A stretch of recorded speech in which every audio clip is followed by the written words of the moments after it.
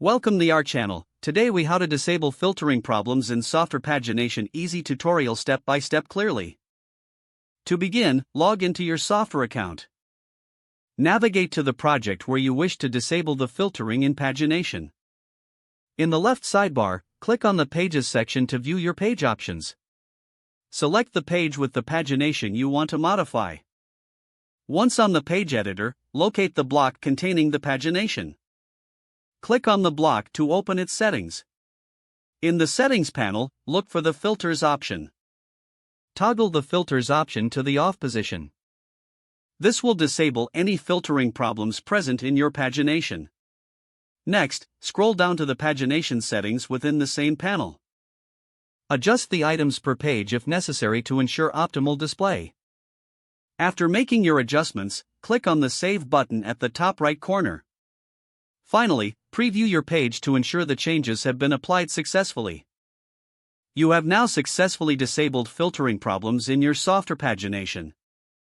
If the page does not load, refresh the browser or try again in a private or incognito window. Make sure you are using the correct email address, then retype it carefully to avoid small typos. If your password is not accepted, use the Reset option and create a new strong password you can remember. Check your spam folder for verification or security emails, then complete any requested confirmation steps. Enable two-factor authentication if available to improve account security and reduce unauthorized access risk. After signing in, review your profile details so your contact information and settings are accurate and current.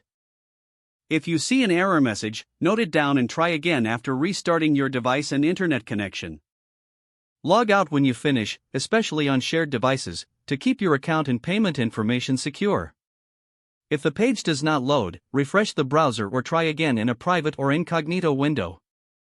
Make sure you are using the correct email address, then retype it carefully to avoid small typos. If your password is not accepted, use the Reset option and create a new strong password you can remember. Check your spam folder for verification or security emails, then complete any requested confirmation steps.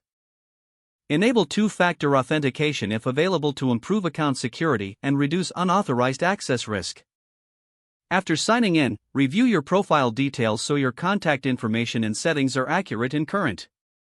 Don't forget to like this video and subscribe to our channel for more step-by-step tech guides.